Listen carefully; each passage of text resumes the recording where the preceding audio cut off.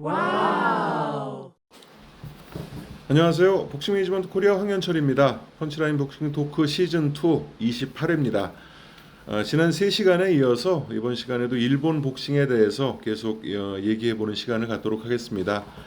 복싱 매니지먼트 코리아 국제 이사이시고 WBC 국제 심판위원이신 임준배 위원님 나오셨습니다. 네, 안녕하세요. 1회부터 그 일본 복싱에 대해서 함께 얘기해주고 계신 코토바 서준환님 나오셨습니다. 네, 안녕하세요. 자, 바로 출발해 보겠습니다. 지난 그 3시간 동안 그 초창기 일본 복싱부터 뭐 요즘에 이르기까지 쭉 얘기를 했지만 아직 빠진 복서들이 많이 있어요. 뭐 70년대 얘기를 좀 해볼까요? 시바다 구니아키, 네. 노마다 요시아키 이 시절부터 한번 얘기해 보죠. 일단 일본 복싱의 그 어떻게 보면 이제 그 역사적인 사건은 아까 첫회 얘기한 파이팅 하다가 이제 일본이 배출한 두 번째 세계 챔피언이었고 첫 번째는 이제 시라이 요시오죠. 그렇죠. 그래서 이 선수는 사실 1950년대 선수이기 때문에 뭐 그렇게 우리한테 그 어떤 이렇게 뭐라 그래야 되나 현실적으로 다가오진 않지만 일본 복싱사에서는 뭐 우리나라의 우리나라 김기수 선수를 네. 얘기하듯이 그리고 이 어떻게 보면은 이 50년대가 일본 복싱계의 최황금기 제1 황금기죠. 그래서 그 당시에 황금기라고까지 여명기면서 근데 굉장히 대중적으로 그리고 프로복싱이 이제 대중들에게 각인되면서 태동된 시기. 근데 어쨌든 그 요네쿠라 그 경기장 같은 데서 시합을 하면 야외 경기장 하면 뭐 3만 4만 관중이 들어왔다니까. 그래서 뭐 이 선수에 대한 거는 뭐 사실 자료도 많이 안 남아 있지만 일본에서는 세계 챔피언을 최초로 했고 또 4번의 방어를 했고 또 타이틀을 빼앗긴 게 그 플라이급에서 지금도 파스칼 올타임 랭킹 뭐 3, 4위에 꼽히는 그 파스콜 페레자와 했던 그런 데 의의를 뒀고 이제 시라이 이후에 일본은 이제 여러 번 세계 타이틀에 도전을 하지만 파이팅 하라드 전까지 뭐 페다급의 그 도전도 하고 아홉기 뭐 주니어 웰터급 다카야마 도전을 했지만 뭐 이제 파이팅 하려다가 두 번째 세계 챔피언이 됐고 파이팅 하려다가 물꼬를 타면서 70년대 어떤 일본의 그 복싱의 중후기가 오죠. 그래서 그 사이조 쇼조가 그 LA 원정에서 사실 사이조 쇼조는 일본에서도 그렇게 뭐 맞습니다. 안 알려져 있던 뭐 거의 무명까지는 아니지만 세계 챔피언급은 아니었는데 갑자기 그 라울 로하스를 판정으로 이기고 그 별명으로 신데렐라 보이가 됐죠. 했는데 그 라울 로하스는 우리나라 서광현 선수와도 시합을 했던 나름 노장이었고 후에 일본에 한번 와서 누마다하고 시합을 하는 선수였는데 이 선수를 이기고 그 세계 챔피언이 되면서 사실 지금 보면 뭐 실력적으로는 큰 뭐 크게 이렇게 뭐 저거된 건 없지만 굉장히 잘생겼고 또 일단 뭐 세계 타이틀 매치를 해외에서 세계 챔피언을 갖고 왔고 첫 사례죠. 네. 일본에. 그리고 이제 방어전을 뭐 고만고만한 중남미 선수들이라든지 데리고 와서 상당히 재밌는 즐거운 내용으로 했고 이 사이조 쇼조를 이제 기점으로 고바야시 히로시, 누마다 요시아키, 뭐 오바마사오, 시바다 구니아키, 와지마고 있지. 요런 선수들이 이제 70년대 스타죠. 맞습니다. 그래서 그 중에 뭐 가장 어떻게 보면 임팩트가 강했던 거는 이제 오바마사오.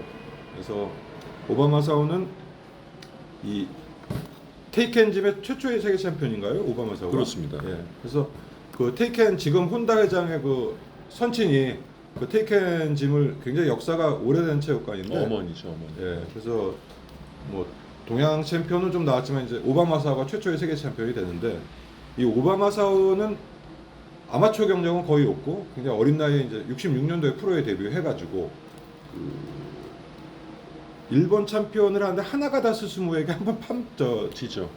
그래서 어떤 세계 타이틀 때 복수를 하고. 시련을 겪었는데 69년도에 그 빌라캄포라는 현역 세계 챔피언을 논타이틀에서 이기고 해서 굉장히 그 각광을 받기 시작했고 이 선수가 이제 플라이급이지만 키가 한 168, 9 굉장히 그 어떤 장신이고 좀 여리게 생긴 이미지인데 시합 내용은 굉장히 그 이미지와는 틀리게 굉장히 익사이팅한 시합을 했던 그런 선수였습니다.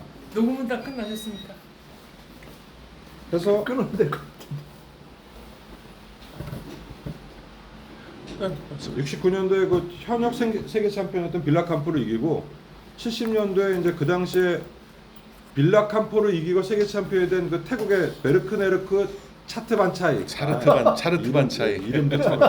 이 선수를 이제 데려다가 세계 타이틀 도전에 나섰는데 굉장히 인상적인 경기를 펼치고 13회인가요? 13라운드 TKO로 이기면서 챔피언이 됩니다.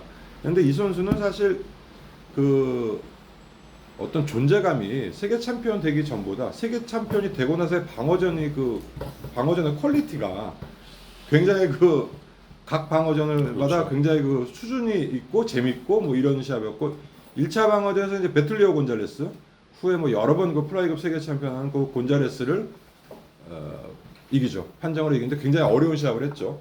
그리고 2차 방어전이 카바네라예요, 하나가다예요. 모르겠네요. 몇 차인지는. 카바렐라 하나가다 올란도 아모레스 이렇게 나간 올란도 아모레스가 마지막이죠. 차차이 치오노이가 치오노이가 마지막이고 5차. 어쨌든 카바네라는 뭐 우리나라 홍수환 선수도 했던 필리핀의 테크니션인데 이 선수에게도 판정으로 이기고 그다음에 이제 신인 시절에 자기한테 1패를 안겨줬던 하나가다 스스무와의 같은 동국인 세계 타이틀, 이게 아마 일본의 동국인 세계 타이틀 매치가 첫 사례가 이제 고바야시 이게 아마 두 번째일 거예요. 두 번째입니다. 네, 두 번째인데 이 시합도 뭐 완승은 아니었지만 하여간 좀 크로스했지만 이겼고 사실 이 오바마서의 백미는 4차 5차 방어전이죠. 그렇죠. 그래서 4차 방어전에서는 올란도 아마레스라는 파나마의 정말 지명 도전자가 거의 세계 챔피언이 확정이라는 그런 평가를 받던 아모레스와의 시합인데 이 시합은 5라운드 KO로 끝납니다. 5라운드 KO로 끝나지만 오바마사가 다운을 당하고 역전승을 하는 거죠. 그렇죠. 근데 마지막 역전 장면이 너무 센세이션한 KO승을 거둬가지고 그것도 파나마에서 온 아주 최강자를 물리치면서 오바마사와의 평가가 굉장히 올라가는 그런 시합이 됐죠. 그래서 올란도 아모레스는 이후에 우리나라도 한 번 오죠. 우리나라에 와서 홍수환 선수가 알폰소 사무라에게 타이틀을 뺏기고 재기전을 했는데 이제 재기 2차전에서 약간 명패는 도전자 결정전 이런 식으로 왔는데 이 시합이 아모레스와의 시합이 홍수환 선수가 굉장히 잘 싸웠어요. 잘 싸웠는데 시합은 굉장히 내용이 있는, 그리고 아모레스를 홍수환 선수가 한번 다운을 시키는데 홍수환 선수 본인의 말에 따르면 다운을 시키는 순간 자기도 카운터를 맞았는데 코너에 갔는데 정신이 쓰러지지만 않았을 뿐 제정신이 아니었다고 그렇게 한번 얘기를 하실 정도로 강호했는데 어쨌든 이 선수를 KO 이기면서 굉장히 주가가 올라갑니다. 그리고 이제 5차 방어전이 결국 오바마사와에게는 이게 마지막 방어전이 됐는데 차차이 치오노이 세계 챔피언을 역임을 했던 선수죠. 그래서 태국의 아주 끈적끈적하면서도 굉장히 슬러거 이 선수와 시합을 하는데 이 시합도 굉장히 극적이었던 게 경기 초반에 치오노의 소위 그 당시에 인용구로는 벼락 같은 펀치라 그러는데 주먹을 맞고 이제 오바마사가 다운을 한번 당하죠. 근데 다운을 당하면서 다리를 이렇게 접질러요. 접질러가지고 그 이후에 중반까지는 다리를 잘 못 쓰고 약간 쩔뚝거리는 느낌으로 굉장히 고전을 합니다.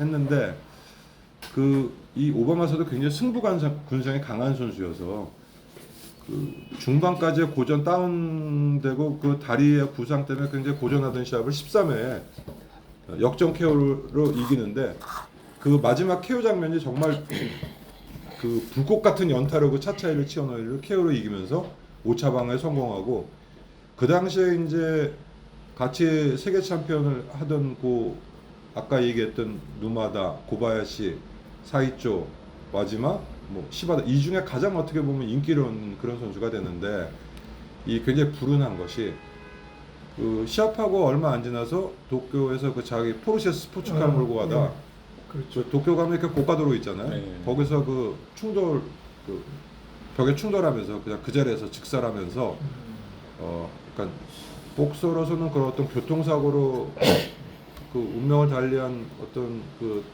살바드로 산체스가 어떻게 보면 제일 유명한데 그 선수 전에 세계 챔피언을 갖고 방어전은 끝나고 불과 며칠 안 지난 새해 초반에 1월달에 유명 달리하고 이 당시 나이가 25? 23이었어요. 그러니까 굉장히 어린 나이에 5차까지 방어하고 이후에도 굉장히 많은 목표가 있고 많은 계획이 있었는데 갑자기 교통사고로 운명을 달리하는 그런 비운의 복수가 됐죠. 오바마 서는 참 스타일리시했죠. 그러니까 그 당시 지금으로 보면 50년도 훨씬 전인데도 그 링에 올라올 때도 참 세련된 그런 모습이 있었고 또 경기 스타일도 그 장신의 어떤 그 사라테랑 비슷한 그런 그 슬러거 모습도 있었지만 물러서지 않는 그런 투혼도 있었고 참 이렇게 멋있었습니다. 요즘 그 나카타니 선수를 보면 자꾸 오바마 나카타니 비슷하네요. 연상이 돼요. 스타일도 그렇고 플라이급이 굉장히 여려 보이는데 주먹도 있고 굉장히 안타전을 마다하지 않고 뚝심도 있고 그렇죠. 하는 게 지금 요즘 나카타니 시합을 보면 약간 오바마서가 이렇게 오버랩되더라고요. 저는 개인적으로 했는데 어쨌든 그래서 뭐 영화계 뭐 이소룡이나 그 제임스 딘이나 그 아주 젊은 나이 요절을 하면은 약간 그 신화같이 남는 뭐 그런 게 있지 않습니까? 그래서 오바마 사우는 지금도 일본에서는 산체스도 마찬가지지만 그런 느낌, 약간 그 약간 신화 같은 존재가 된 그런 느낌이었고 이 시대에 이제 같은 시대에 활동한 것이 그 주니어 라이트급의 쌍두마차 누마다 요시아키하고 이제 고바야시 히로시가 있었죠. 그래서 고바야시 히로시는 굉장히 잡초가예요. 그렇죠. 캐리어도 길고 우리나라 선수와도 시합 많이 했죠. 많이 김현 선수와도 몇 번 했고 뭐 그 서수강 선수 하여간 뭐 많이 했어요. 우리나라 선수와도. 그리고 또 두란이랑도 했으니까. 네, 두라이다 그건 이제 하였는데 이 고바야시 히로시는 이 선수도 챔피언 된 게 그 일단 이제 누마다 요시아키가 있는데 이 선수는 이제 굉장히 테크니션이죠. 그래서 KO는 안 높지만 그 당시에 TBS에서 신인 발굴, 그러니까 테레비 방송국에서 신인 발굴 프로그램이 있었어요. 그래서 내가 직접 보진 못했는데 TV 스튜디오에 링 설치해 놓고 시합을 한다 그러더라고, 신인왕전처럼. 그래서 그거 하고, 그러니까 누마다는 그 어떤 프로그램의 복싱 영재 교실 뭐 거기서 선출된 선수예요. 근데 이 선수도 글쎄 뭐 이렇게 뭐 특출난 것 같지는 않지만 굉장히 그 세련된 테크니션이었는데 이 선수는 유명한 게 서광일 선수와 이연전이 있죠. 그래서 처음에 이제 서광일 선수에게 이기죠, 서강인 선수가 처음에.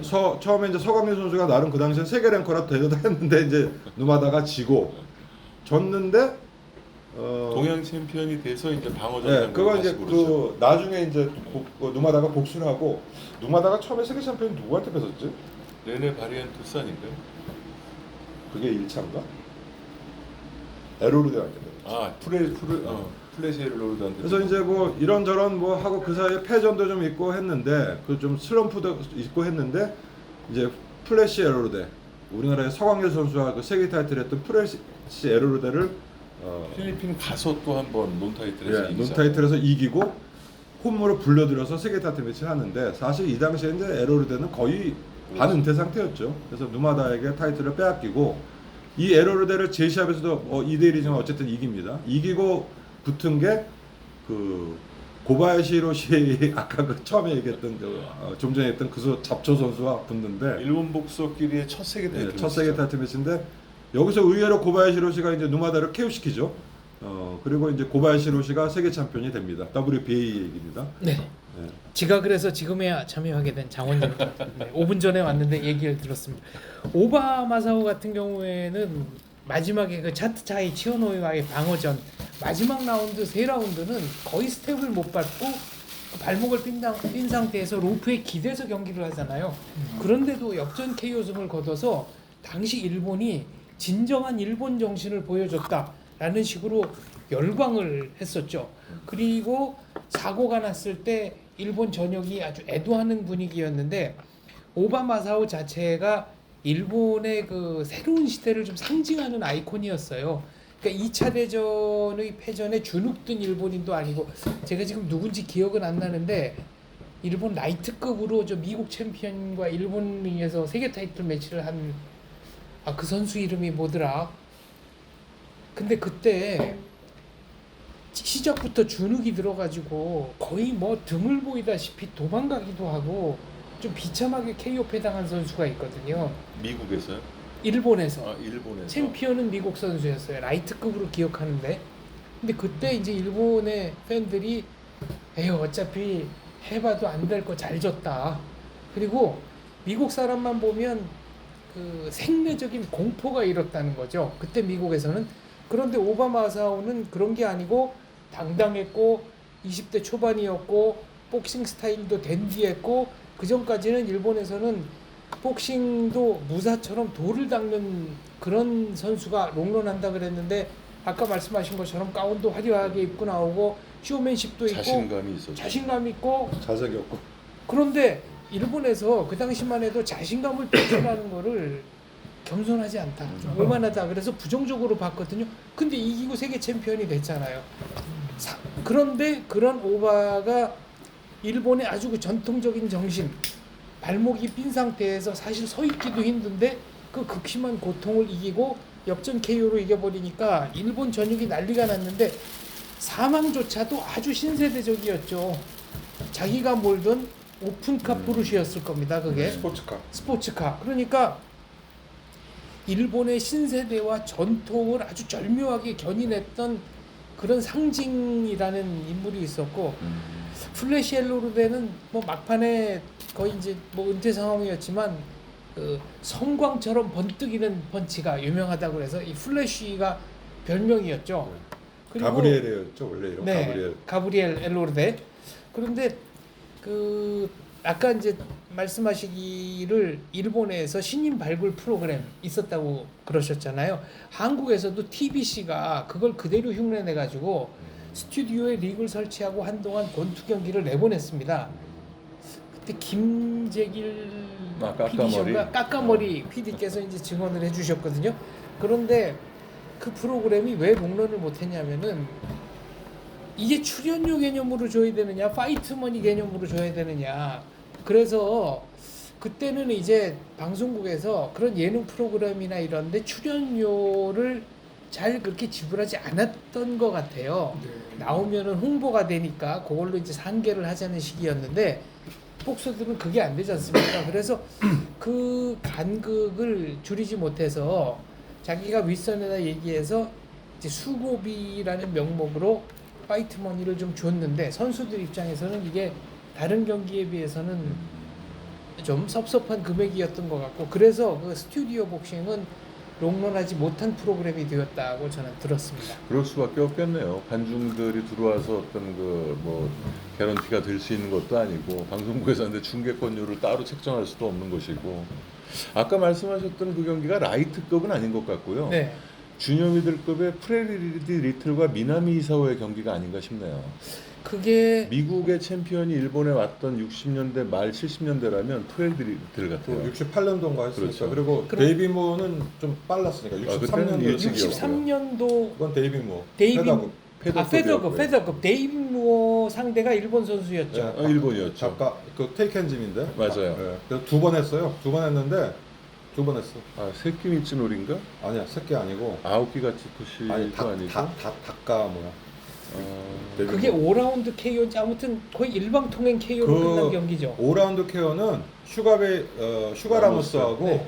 아오키 그 시합이 5라운드 KO고 그거는 한 번은 판정 한 번은 KO 그렇게 됐을 거야. 13년인가 KO 됐을 거야. 닭가놀인가 뭐. 그게 최초의 맴도네. 그러니까 미국인 세계 챔피언이 일본에 와서 가졌던 최초의 방어전. 그러니까 역도산 전성기 이전에 벌어졌던 경기. 63년도였을 거예요. 그 페더급 데이비 모어가 역도산이 63년도에 죽었어요. 역도산은 은퇴하고 나서 그 안에 칼에 찔려 죽은 게 63년이니까. 그래서 그 시합인데 일본 선수 기억이 안 나는데 첫 시합을 잘해가지고 다시 붙였는데 KO 됐지. 그 테이켄 소속에. 그래서 닭게 뭔가 다로 시작할 거야 이거.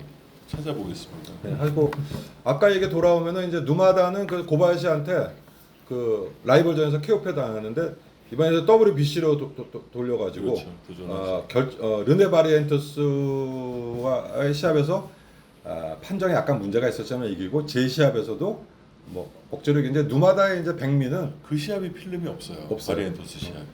저도 그 1라운드 15라운드 있어요. 그래서 15라운드에 막 둘이 진 이기는 거 있는데 이 누마다 요시아키의 그 백미는 그 서강일 선수와의 제시합에서 7회 KO 그렇죠. 그 아주 그 번개 같은 그 스트레이트를 이기는 거 하고 방어전 중에 그 라울로 와서의 방어전이 지금도 뭐 일본에서 전설로 역전 했는데 결승이죠. 그거 얘기 좀 해주시죠, 호 대표님이. 아니 뭐야 하세요. 그래서.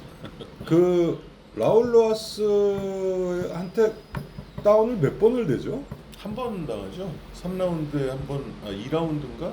3라운드에 한 번 당하고 5라운드, 4라운드에 다운당하죠. 3, 4라운드에. 3사 그러니까 다운을 당하는데 정말 케오페 바디를 맞고 아주 고통스럽게 다운. 정말 케오페 직전까지 몰리고 다운되고 일어나서도 그 라울 로하스가 막 치고 들어오니까 정말 그 시합을 포기할 것 같은 표정을 지었는데 단 한 방이죠. 그냥 기적의 어퍼 한 방에 그냥 역전 KO로 이기고 지금도 일본에서는 어떤 역전승의 어떤 대명사 같은 그런 시합을 했고 뭐 그 이후에 이제 그 생각지 않았던 리카르도 아레톤도한테 케어펠 당하면서 타이틀을 뺏기고 반납을 하고 그 누마다를 이기고 그 챔피언이었던 고바야시 히로시는 그 당시로는 뭐 한동안 안 깨졌던 거 6차까지 세계 타이틀을 방어를 하는데 뭐 시합은 뭐라 그래야 되나 그냥 아기자기하게 재밌게 그렇게 하다가 그 후에 알프레드 마르카노한테 이제 케어펠 당하면서 타이틀을 뺏기고 이 당시가 이제 일본이 그 누마다 사이조 뭐 그 고바야시 히로시 고 70년대 초반 세대가 우수수 타이틀을 뺏기는 시대가 됐고 그 뒤를 이었던 게 이제 70년대는 그 시바다 구니아키가 70년도에 이제 비센테 살디바를 일본 그 원정 경기에서 멕시코에서 그 투우장에서 TKO로 이기고 챔피언이 됐고 근데 이제 그 시합은 그 페다급 타이틀은 72년도에 그 멕시코의 무명이던 그 산체스한테 3회 기절하죠 맞고 그렇죠. 그래서 일단 단명으로 끝났는데 이 시바다 이제 주니어 라이트급에서 이제 그 업적을 쌓죠. 그래서 73년도 3월에 그 당시에 이제 그 맨빌라 폴로라는 그 하와이에서 그 하와이를 주무대라는 필리핀의 그 후에 김현치 선수와도 한 선수에게 타이틀을 도전을 하는데 상당히 그 빌라폴로가 강타자이기 때문에 시합 전 예상은 비관적이었어요 시바다한테. 근데 뭐라 그래야 되나 두뇌 플레이를 했다고 해야 되나 해가지고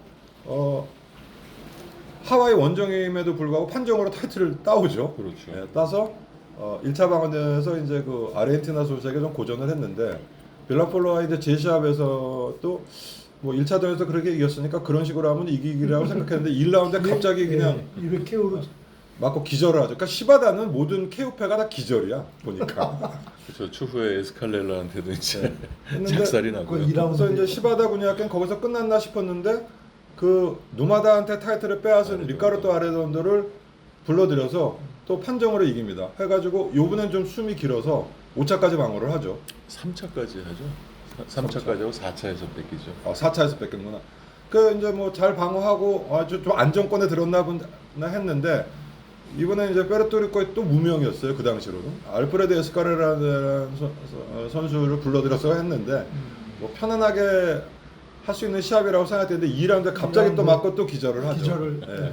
그래서 뭐 결국은 그 시합을 끝으로 논타이틀을 일본 선수가 몇 번 했지만 이제 그걸로 끝났는데 이 선수는 이제 그 주니어 라이트급 쳐놓고는 좀 단신인데 굉장히 그 뭐라 그러나 씩씩한 경기 운영, 약간 그 까까머리 스타일의 전형적인 그 일본인으로 생겼는데 사무라이 스타일이죠. 그러니까 약간 황복수 선수하고 체형이 비슷한 약간 좀 둘이 뭉실한 것 같으면서도 좀 짤띠짤막한데 굉장히 그 씩씩하게 시합하는. 체형은 비슷하지만 두뇌 플레이는 되게 명석했죠. 그래서 시바다 구니아키가 이제 인기 복수였고 황복수 선수 좀 뭉툭한 느낌이고. 그 70년대 이제 그 같이 활동을 한 동시대 활동을 했던 게 이제 아까 얘기했던 와지마. 그리고 이제 빼놓을 수 없는 게 이제 희한한 캐릭터가 가츠 이시마스. 그래서 이 선수는 그 세계 타이틀 첫 도전은 진작 60년대 68년도인가요? 그 파나마 원정 가서 이스마엘 라구나라는 선수 그 당시 챔피언한테 진짜 떡이 더더록 맞아가지고 TKO 당하고 73년도에 이제 다시 파나마 원정을 해서 로베르토 두란한테 도전을 하죠. 그 시합에서도 정말 아프게 다운되고 뭐 여러 번 다운되면서 KO를 했고. 근데 그러면서 그 실력을 쌓았던 것 같아요. 계속 그게 경험으로 뭔가 축적이 됐고. 자기 그 아픈 만큼 성숙해진 그렇죠. 내성이 쌓였고 우리나라도 원정을 왔었어요. 와가지고 그 이창길 선수에게 판정패를 당하고. 근데 이 선수의 출세는 그 당시에 일본에서 차기 세계 챔피언으로 이제 뭐 여겨지던 가도다 시니치라는 선수가 이제 동양 챔피언이었는데. 원래 가도다 시니치 선수가 이제 방어전이 예정이 돼 있었는데 상대가 부상 때문에 못 나와서 가스이스마스가 핀치터로 나온 거죠. 근데 이 가스이스마스가 가도다를 이기고 이제 동양 챔피언이 됩니다. 그래서 그 당시까지 이제 가스이스마스를 안 쓰고 스스키 이시마츠였죠. 본명을 그렇죠. 썼었는데 그리고 74년도에 WBC 라이트급 타이틀에 도전을 하는데 그 당시에 이제 로돌포 곤잘레스 그 캘리포니아 굉장히 그 하드 펀처였는데 아무도 그 스스키 이스마츠가 이기리라고 생각을 못했어요. 본명은 스즈키 유지예요. 스스키 유지.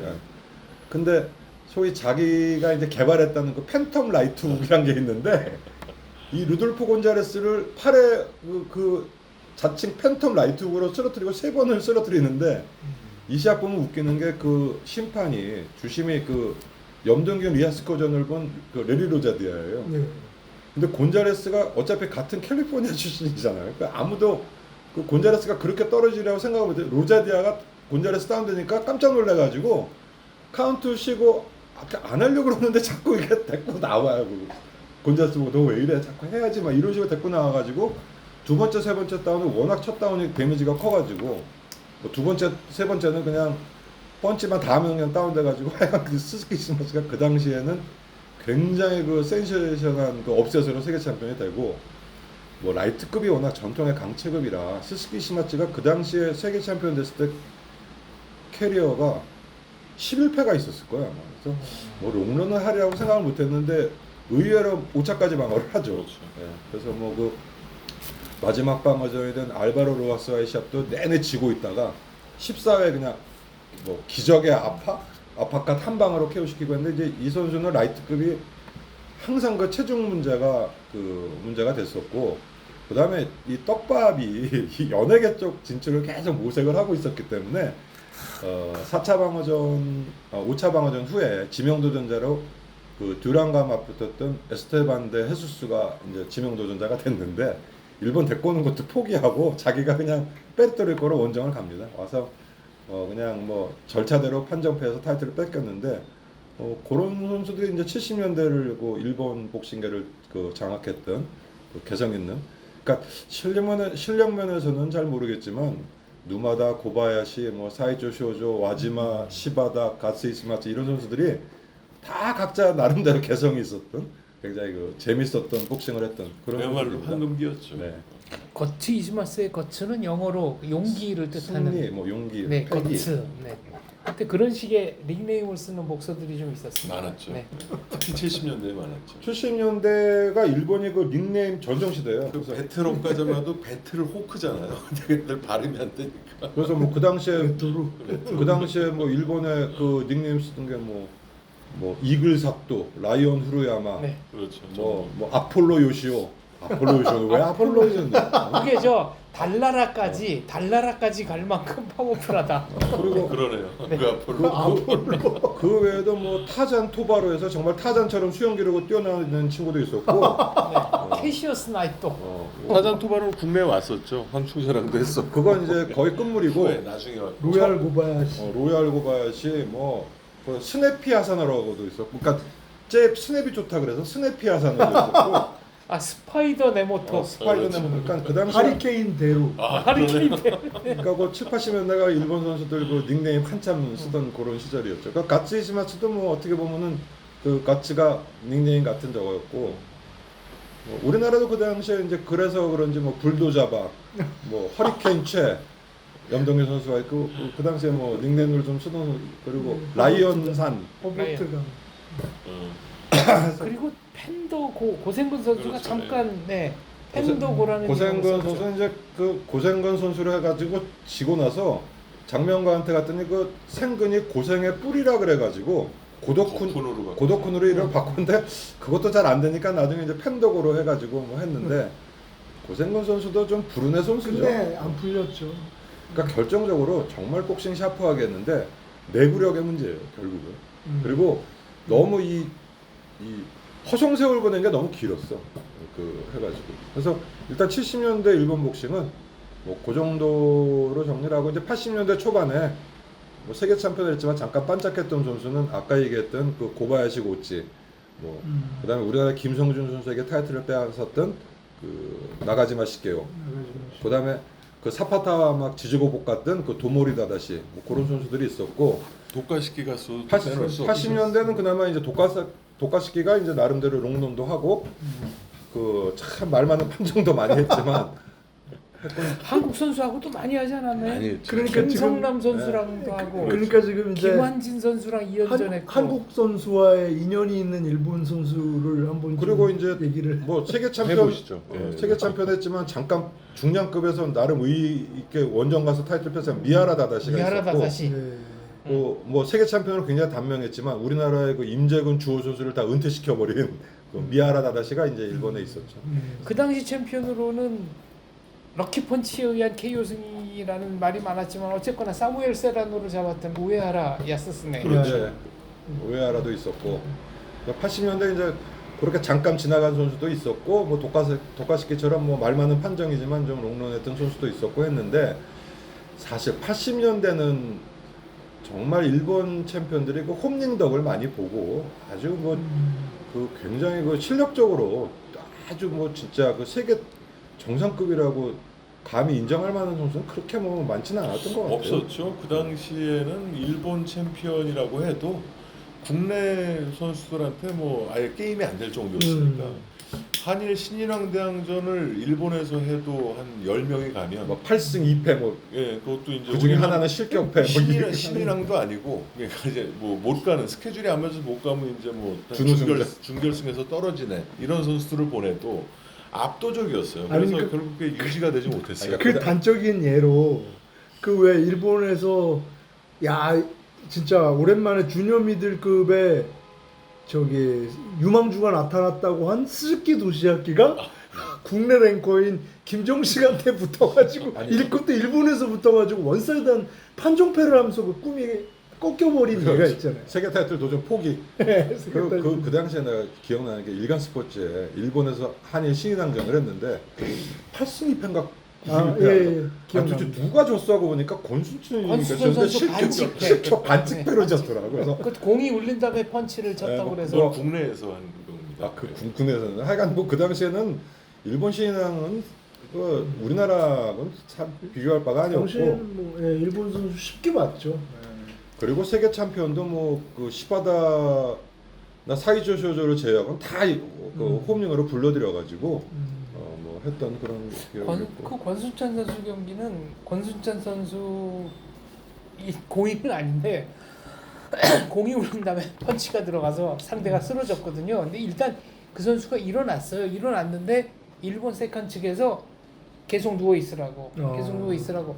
이 규칙을 빨리 이해를 하고 뭐 어쨌거나 뭐 규칙을 어기지 않은 채로 그냥 승점을 가져간 겁니다. 그래서 그때부터 권순천 선수가 일본에서 이미지가 안 좋았나? 그래가지고 반치광 같이 돼가지고 와다나베가 할 때도 그랬나? 그래도 와다나베 지로 방어전 중에는 가장 고전한 경기. 그게 벌점이 4점 아닌가요? 네, 하여간 맞아요. 뭐 파울로 뺏긴 점수만 네. 4점. 4점인데 파울을 준 횟수는 그거보다 더 많았던 것 같아요. 와다나베 샵 툭하면 파울을 줬어. 와다나베 샵 중에 사실 신경질적으로. 진땀 흘린 건 저 라미레스 라미레스 전. 그게 아주 다운을 그렇게 시켰는데 점수도 굉장히 근접해 있었으니까 1라운드에 끝냈어야 될 시합인데. 근데 그 저기 일본인 댓글을 보니까 히로유키상인가 이제 그분이 댓글을 담궈 보니까 아니 채점 결과는 되게 의외였다고 그렇게 얘기를 또 하더라고요. 근데 제 채점 결과로는 거의 박빙이었거든요. 왜냐하면 와다나베가 다운을 뺏은 라운드 외에는 다 줬어요 사실상. 저도 그렇게 봤어요. 예, 그렇기 때문에 거의 붙어서 뭐 납득할 만한 점수라고 봤는데 당시 레퍼리가 마틴 젠킨이었고 마틴 젠킨이 동점을 줬다는 거에 대해서 굉장히 의아하게 생각하는 이제 댓글을 거기 남겼는데 아무튼 상당히 그건 고전한 경기였죠. 나머지는 굉장히 다 쌈박하게. 와타나베 얘기 나왔으니까 뭐 오사카 아까 얘기가 나왔는데 이제 오사카에 또 빼놓을 수 없는 게 홍창수 사실 빼놓을 수가 없죠.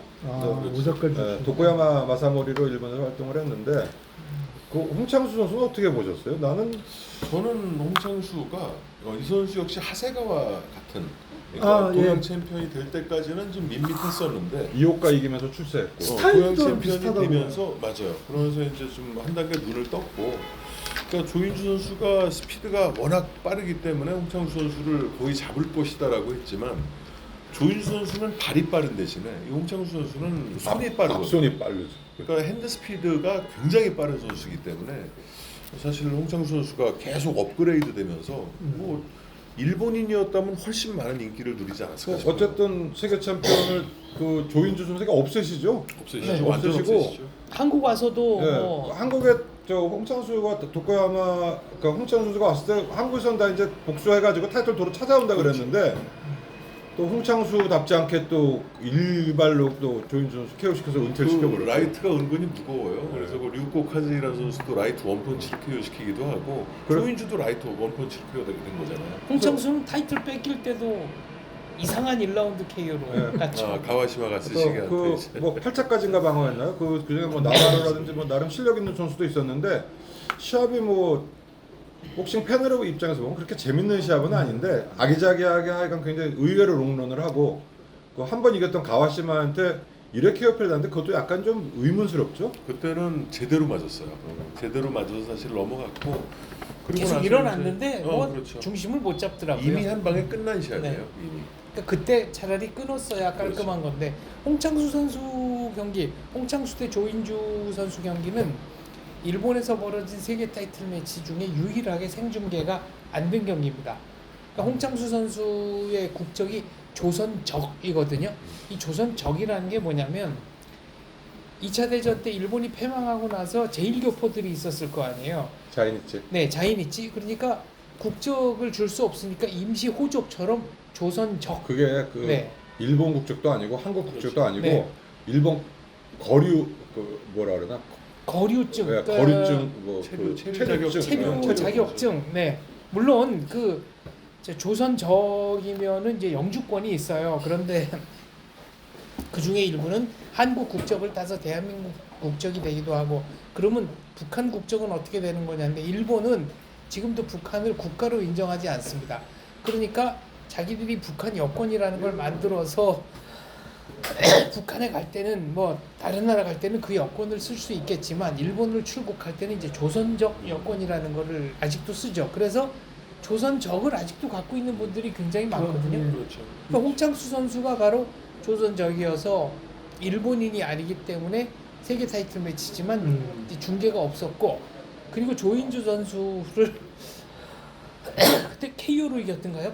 첫 경기는 판정이죠. 판정이었지. 한 차례 다운을 시키고 네, 판정이. 한국 와서 방어전 할 때는 그때 이제 조인주 KO 요. 선수를 KO로 이기고 조인주 없애셨죠. 선수에게 아, 그렇죠. 네, 뭐 의문의 여지가 없는 대차 판정승을 거두고 난 후에 그때 링 위에서 프로포즈를 했습니다. 아니요, 그 경기가 아니에요. 아 그럼 그 경기 아닌가요? 프로포즈한 건 이제 동양 타이틀. 아 동양 타이틀이었나요? 네, 이제 프로포즈를 합니다. 네, 그래서 그 프로포즈 받은 여성이 같은 이제 조선적 여성이었는데 그 아나운서가 깜짝 놀래가지고 지금 프로포즈 하신 거냐고 그러니까 맞다 프로포즈 한 거다라고 하고 그 여성이 링 위로 올라와서 막 이렇게 펑펑 울었던 인상이 있고요. 그 경기는 이제 이강웅 선수를 상대로 동양 타이틀 방어전이었어요. 그래서 이강웅 선수한테 이기고 나서 그 저 아내죠. 네. 아내분을 이제 링 위로 불러서 거기서 프로포즈합니다. 그게 뭉클한 장면이었어요. 네, 가와시마를 이제 다시 3차전에서 이기고 챔피언에 다 뺐고 그 호세 나바로 선수와의 시합을 마지막으로 이제 은퇴를 선언하죠. 은퇴를 선언하고 이후에 이제 오사카 계속 그 오사카에서 살면서 삼계탕 집도 하고 한국에 와서 이제 연세 역당 다니면서 네. 한국 국적을 취득을 합니다. 아, 그래서 그리고- 지금은 대한민국 국적이에요. 그리고 이제 오사카 가면은 그 오사카 지역 방송이라 그러나요? 거기서 복싱 시작하면 해설도 하고 그래서 의외의 그 세계 챔피언이 돼서 우리 세계 챔피언. 나름 롱런을 하고 또 슈퍼플라이급의 어떤 그 역사에 근데 지금 보니까 정말 약간 비운의 챔피언이라고도 할 수 있겠네요. 왜냐면은 두 겹의 벽을 넘지 못한 거죠. 하나는 조선적, 또 하나는 그 오사카, 아까 그 지방생. 근데 그거를 얘기를 많이 했거든요. 근데 홍창수 조인주를 얘기하면 사실 비운의 목소리는 제리 페널로사한테 나는 그 홍창수 조인주 때문에 뭐라 하나 신세 망가졌다 그래야 되나? 물론 뭐 후에 또 한 번 찬스는 있었지만 제리 페널로사가 그 조인주하고 홍창수 도함 4번이네요. 하나 개운한 거 없이 재우는 거 되는 것도 네. 없고 안 되는 것도 없고. 그 네 경기 전부 다 졌다고 하기도 그렇고 그러니까 그렇다고 개운하지가 않은 예 참 애매한 이겼다고 하기도 애매하고 고생만 하고. 그러니까 하여튼 그 복싱이라는 게 상성이 있어가지고 근데 그렇게 싸고 어차피 고생만 하고 패널로서 입장에서 리졸트는 고생만 한 거 아니에요? 네. 그러니까 아까 저 미하라 다다시 얘기가 나왔는데 미하라 다다시가 결정전으로 챔피언이 된 거잖아요. 그렇죠. 로키 플라토. 네. 네, 그리고 그 플라토도 미국 가서 예, 한 거죠. 로키 플라토가 당시에 그렇게 뭐 근데 그거는 WBA에서 챔피언 만들어 미하라- 주려고 로키 프라토가 북미 챔피언이었어. 어. NABF 챔피언이었는데 전승이었어요. 24전 전승이. 근데 다 로컬이야. 근데 그 전적에 비해서 실력이 좀 떨어지는 선수였어요. 상대가 다 그리고 그 어디죠? 오클라 그러니까 어디 로컬이야 다 그 시합. 아니 근데 지금 로컬 얘기를 하니까 그 국내 언론에서 그 백인철 대 신매니언전에 대해서 너무 악랄하게 아, 맞아요. 신매니언을 왜곡했던 것 같아요. 무슨 북미의 로컬 복서인 양 약체로 뭐 예, 이렇게 약체로 해서 묘사를 했는데 백인철 실제는- 선수 깔려고. 실체는 전혀 그렇지 않았죠. 그렇죠. 근데 그거는 백인철 선수가 상대를 잘못 고른 것 같은 게 잘못 골랐더라고요. 정정만 보고 일전에도 골랐대요. 한번 말했는데 그 아 당시에 잘못 골랐더라고요. 그 당시 오파 온 게 프랭크 플래처, 제임스 하드록 그린, 션 매니언 그렇게 왔는데 프랭크 플래처 시합하는 거 보면 지기도 많이 지만 흑인에다 살벌하거든. 하드록 그린은 한 160 몇 세치인데 끊임없이 머리 받고 들어오고 션 매니언은 보니까 그러니까 사우스포에다 엉성해 약간 보이고. 엉성해 보이거든. 근데 네. 이게 굉장히 까다로운 거야. 차라리 아 까다롭더라고요. 프랭크 플래처 같은 놈하고 그러면 부딪혀가지고 치고받고 인파이터라 하다가 했어요, 하든지 하드록 그린 같은 그 들어오는 거 같이 치고받아야 되는데 제일 까다로운 애를 잘못 고른 거야. 잘못 골라요. 결코 로컬 복서가 아니더라고요. 그 미하라 다다시가 챔피언 될 때 왠지 모르게 경기 운영이 약간 시골스러웠다는 느낌이 들어요. 그 시합장도 그래요. 그게 네. 로키 플라토 그 홈타운의 경기장이에요. 그래서 그 국기 연주도 그렇고 뭔가 링 디자인도 그렇고 그다음에 이제 15라운드 끝난 다음에도 6, 70년대식으로 심판이 양 선수 잡고 손 잡고 뭐 그랬고 그다음에 미하라 다다시가 타이틀 뺏길 때가 저 데이비 뭐 8라운드 KO패 6라운드 KO패였나요? 근데 그때 6라운드 미하라 다다시가 사실은 6라운드까지 갈 거라고 생각 안 했죠.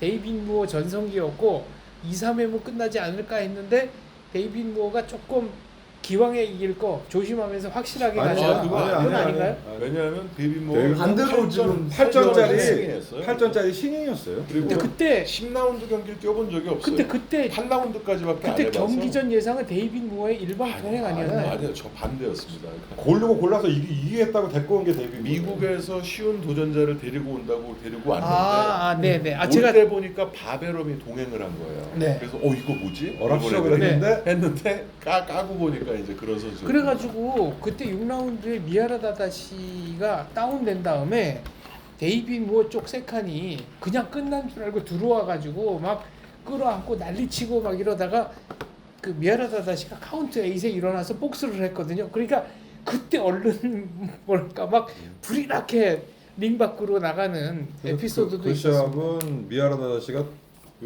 총알 맞은 거지. 이긴다고 생각했는데 좀 이상한 애 데리고 와가지고 8전짜리 데리고 왔는데 그거는 뭐 1라운드부터 이미 그 미아라다다시가 아주 뭐 되게 데뷔모가 만만치가 않았어요. 그래서 굉장히 당황하는 게 보였고 그래가지고 예. 오랍쇼 그러다가 3연가에 이제 첫 다운 예, 빼앗기고 3회 이미 첫 다운 그때부터 이제 멍이 들어온 거죠. 그렇게 되는 거죠. 일어나는데 막 얼굴 일그러져서 일어나고 그래도 미아라도 끝까지 예 기억잖아. 그래도 끝까지 한번 해보겠다고 했는데 우에하라 야스스네의 일방 역전 KO승은 어떻게 보십니까? 사무엘 세라노. 저는 한국 선수를 그렇게 괴롭혔던 사무엘 세라노가 미우털 박힌 세라노 네.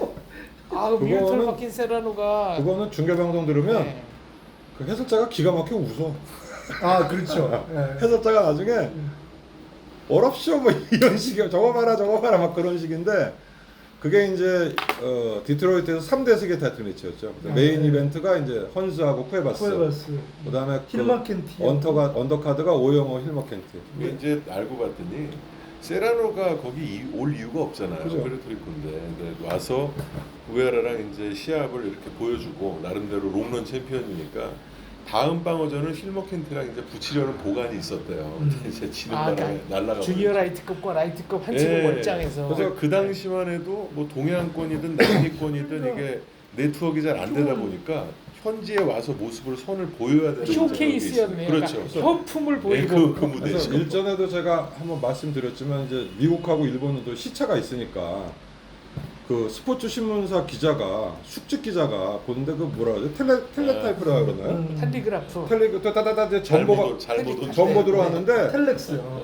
우에하라 UK 케어선 들어왔더래요. 그래서 아 이거 잘못 보냈어. 이게 UK 케어팬가 보다 했는데 조금 이따 사진이 하나 따라오는데 우에하라가 손 들고 서 있더래서 아 이 우에하라가 이겼구나 할 정도로 일본에서 기대를 안 그 했었는데 저기 턱을 맞고 턱을 때려서 KO 시킨 가장 통렬한 씬 중에 하나죠. 그게. 그거를 오영호 선수 후구를 맞췄어야 되는데 그걸 못 그러니까요. 맞춰가지고 그때 우에하라가 약간 뭐랄까 이렇게 호피무늬 비슷한 트렁크로 예, 맞아요. 타자무늬 타자. 근데 네. 이미 펀치력은 굉장히 검증된 선수였더라고요. 당시 전적이 뭐 25승 20KO인가 그랬으니까. 그러니까 우에하라의 오키나와의 별이었다니까. 예. 그래서 90개년고보다 훨씬 높게 쳤는데 이전에 한번 판정 세계도전했던 판정 빼고 아니 케오페 빌라폴로한테 벤 빌라폴로. 2라운드. 서두르다가 2회 케오페에서 그것도 그건 필름이 없어요.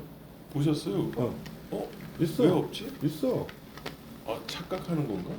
빌라폴로 있어. 아 있나? 아, 모르겠네. 봐야 근데 되겠네. 그 야스스네랑 세라노 2차전은 본 적이 없네요. 그거는 완전 그것도 있어. 완봉당했다고. 그것도 있어. 네, 그거는 뭐 완봉이에요. 그냥 일본에서. 데리고 놀아요. 슬슬 그냥 세라노가. 그러니까 세라노가 안 맞고 덜 때리고 확실하게 이기겠다 뭐 이런 작전으로 나오죠. 빌라폴로는 시바다 군이하고 그 우에하라 건 있어요. 아주 좋은 걸로 있어. 아 봐야 되겠네요. 착각하는 것 같기도 하고. 뭔가 착각을 한 거죠. 그래서 일단 뭐 70년대 일본의 뭐 선수들은 그랬고 뭐 세계 챔피언이 안 됐지만 그때까지 일본에서 뭐 나름 굉장히 그 세계에 접근했었고 했던 선수로는 아오키가 있었고 60년대지만 그리고 70년대 70년대 무라타 에이지로. 무라타 에이지로. 그러니까 지금 제가 그 당시 그 선수에 주목할 수밖에 없었던 이유가 전 체급을 다 한국 선수가 동양을 차지하고 있었는데 그리고 벤턴만 오르지. 예 벤턴만 난공불락으로 무라타가 그리고 장기 집권을 하고 우리나라 있었고, 선수 가면 족족히 막 예, 초에 또 초반 한국 케어로 선수가 다 가면 떨어지고. 다 5회 안에다 KO 당하고 내려오는데 이 선수가 세계 타이틀 도전만 하면 무승부를 하고 이러니까 너무 묘한 거예요. 근데 누구랑 비겼죠? 두 번 루페 핀토르랑 맨 처음에 챈들러. 그 경기도 다시 최근에 봤거든요. 근데 초반에는 굉장히 잘했습니다. 그 루페 핀토르가 느리잖아요.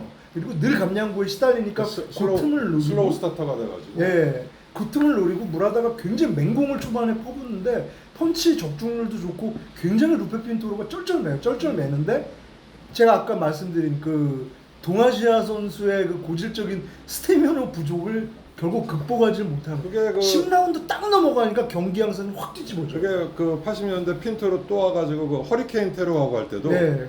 허리케인 테러한테 중반에 맞고 막 위험한 것 같은데 마지막에 그냥 예. 난 이게 다야 그러고 그냥 박살을 내버리죠. 박살을 내버리니까 예. 그래서 뭐 70년대는 뭐 그 정도가 이제 일본의 대표적인 선수였고 그 로얄 고바야시를 또 빼놓을 수 없는 이유가 제가 본 이유가 가장 악몽 같은 경기 중에 한 경기가 이제 한국의 유망주인 패더급 유망주라고 당시 얘기되고 지금도 일부 복싱 팬 올드 복싱 팬들이 기억하는 그 이종윤이라는 선수가 있었는데 이종윤. 그렇죠. 예, 이종 원래는 윤이죠. 그 윤. 윤자를 인윤할 때 윤자를 사람 인변에 네. 그렇죠. 예. 오륜기 할 때. 삼강 오륜할 때. 네. 그거는 이제 박규륜이고 그러니까 바뀌잖아. 예, 사람 인변. 인윤할 때 그 윤자를 쓰는 이종윤 선수가 이제 세계 도약의 발판으로 로얄 고바야시를 불렀다가 정말 끔찍한 경기를 하는데 제가 이제 토요 복싱으로 그 경기를 보고 정말 경악을 감지 못했습니다. 1라운드에 선제 다운을 이종윤 선수가 뺐고 2라운드부터 경기 주짐이 이상하더니 3라운드부터 이종윤 선수가 고바야시 펀치 얹히기만 하면 넘어지는데 이거는 뭐 일어나면은 이제 술 취한 사람처럼 비틀비틀 경기하는데도 홈리니까 붙이는데 뭐 안 되는 거예요. 그래서 이제 5라운드의 경기가 끝나는데 로얄 고바야시가 얼마나 무서운 선수였는가를 그때 느꼈고 비록 세계 도전에서는 너무나 그 정말 무서운 챔피언들과 만나서 그 주저앉았지만 아르게료, 고메스, 윌프레도 페드로사. 고메스. 페드로사 예. 그래서 근데 동양권에서는 정말 무서운 선수였구나. 비록 이제 전성기를 넘겨서 막판에는 오영세한테 판정패하고 황정환 선수한테 이제 이렇게 타이틀을 넘겨주게 되지만 무서운 동양권에서는 참 무서운 복서였구나. 일본 복서 중에. 그리고 이제 70년대 일본에서 물론 세계 챔피언도 했지만 집념의 복서들이 하나가다 스스무하고 이제 오구마 쇼지 플라이급에 오구마 슈지. 예. 예. 세계 타이틀 매치 패전 기록도 상당히 그 많습니다. 세계 두 사람. 타이틀 도전 횟수가 오구마가 한 7번 되고 하나가다도 한 6번 7번 되고 7패되죠. 결국은 뭐 오구마 쇼츠는 박찬희를 이기고 그 한을 풀고 하나가다도 그 차차이를 이기고 이제 챔피언 잠깐 됐었지만 오구마가 박찬희를 이기고 챔피언 된 게 첫 챔피언이에요. 아니요. 두 번째, 아니죠? 두 번째. 그 전에 그 베툴리오 베툴리오 곤잘레스를 곤잘레스를 이기고 말 많은 판정으로 이기고 칸토한테 바로 뺏기죠. 바로 뺏기고 10월달에 타이틀 따가지고 1월달에 뺏기고 제도전에서 칸토한테 또 지고 그 다음에 이제 칸토하고 3번 하고 뭐 인생 역전 되는 거 알폰소 로페즈한테 도전하고 뭐 했었는데 그래서 그 오구마와 하나가다가 이제 70년대에 정말 줄기차게 세계 타이틀 도전했던 그 일본의 플라이급 선수였고 그 어떻게 2010년도 후반 얘기도 좀 해요 아니면은 지금 뭐 시간이 다 돼서 일단 오늘 얘기는 여기서 마무리하는 걸로 하고요. 그러면 제가 다음에 기회가 되면 또 하는 걸로 하겠습니다. 무명 선수 이야기가 나온 김에 이적균 선수 얘기를 잠깐. 그건 나중에 좀 하시고 네. 일단 1번 마무리 짓고 오늘은 그럴까요? 네. 그래서 하고 뭐 그 이후에 뭐 간단한 얘기를 하면 이제 2010년 이후에 뭐 그 야마나카라든지 우찌야마라든지 굉장히 인기 복서 뭐 할 얘기는 많죠. 네. 무라다리오타라든지 있었고. 뭐 요즘 또 뜨고 있는 예, 그 그래서 나카타니 그리고 이제 신조 요즘 거라든지. 아직까지도 이제 행보가 궁금한 게 이노우엔 당연히 뭐 계속 될 것이고 나가다니 준또가 있고 켄시로도 이제 지금 뭐 더 위체급도 바라보고 통합 챔피언도 바라보고 있고 그래서 일본은 뭐 그 외에 지금 OPPF 챔피언, WBO, 팬퍼시픽 뭐 아시아 쪽에도 그 세계 타이틀에 도전할 수 있는 뭐 기대주들이 많으니까 계속 일본 복싱계도 좀 관심을 갖고 지켜보시길 바랍니다. 그렇죠. 결국 일본 복싱이 우리랑 가까이 있고 또 목표물들이 많이 있어서 거기를 지렛대 삼아서 우리가 건너갈 수 있는 기회가 있으니까 아이고 뭐 우리 복싱도 좀 좋은 선수들이 많이 좀 나와줬으면 하는 바람입니다. 오늘 좀 늦게 오셨는데 어쨌든 또 주옥 같은 말씀 들려주신 장원재 박사님 그 클로징 부탁드립니다. 일본 복싱이 전성기를 맞이하고 있습니다. 한때는 선수가 없어서 거의 모든 선수들을 외국에서 수입해서 연명할 정도였는데요. 그 당시 상황보다는 우리 상황이 지금 좋다고 생각합니다. 한국의 복서들이 얼마나 열의에 차 있는지, 한국 복싱이 얼마나 가능성이 있는지 현해탄은 알고 있습니다. 네, 감사합니다. 감사합니다.